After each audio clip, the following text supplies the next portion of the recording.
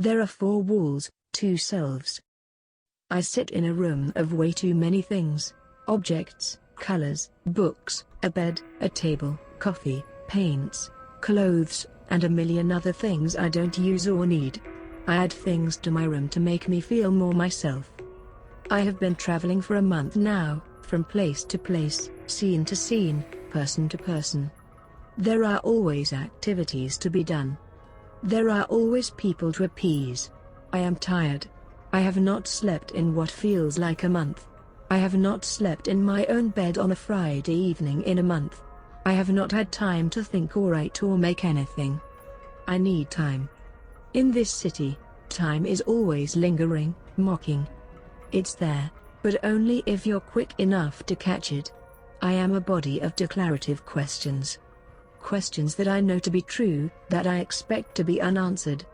I would rather be a body of declarative questions than declarative sentences. I once read a book of all declarative sentences. I think the man who wrote it hated himself as much as he loved himself. He wrote many sentences that conflicted with one another. There was no storyline, no thread to follow, only semblances of scenes, fragments of thoughts.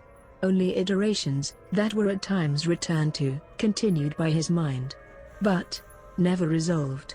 I thought that maybe it would resolve, maybe it would connect, and in a way it did. By the way, it didn't. But maybe none of us really ever connect the thread of life that runs through our bodies. Aren't we all a thread of unrelated declarative sentences, or declarative questions in my special case? Because I am different, no one understands me. Because I love myself, I feel guilty. I am quite unsure of everything I am doing right now.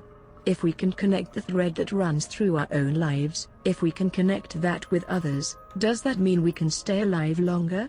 Is that why people live? To connect with the people around them? Then, what about us more introverted beings? The ones that can only withstand the presences of others every so often, and for only so long. I feel guilty. I feel guilty for wanting to be alone. I live in a city filled with people who love me, and yet, there are never enough and always too many. They suffocate me, so I rebel with my silence. I rebel by removing myself. But who am I rebelling against? Myself or them? Or God? Why have I started writing? My mind is filling with words constantly. I speak aloud like I am a writer to amuse myself, not to the amusement of others. But I thought I hated writing. As a child, it was always the class that I feared the most.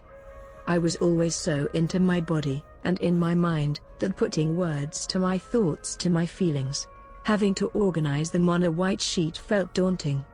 How could the sheet ever understand? How could anyone dare ask me to organize my thoughts?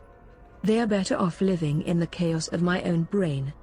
I used to envision dancers moving throughout a black backdrop, a black stage. I used to envision scenes that I would then paint. I used to see clips and make my own movies. I would make things with my hands. I made things. Physical things. But now, to my fear, everything has become very black and white. I am not depressed, but I am finding the sheet I once feared as my outlet.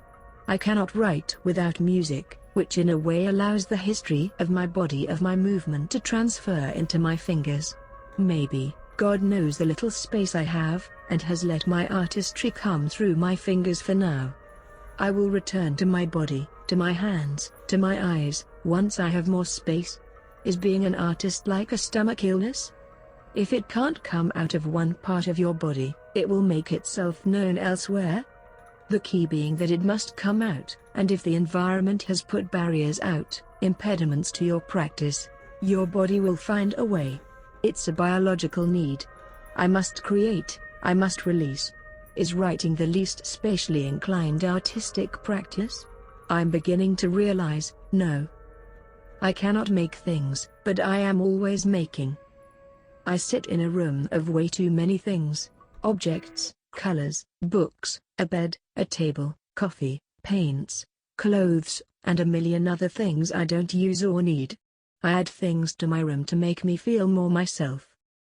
There are 4 walls, Two selves.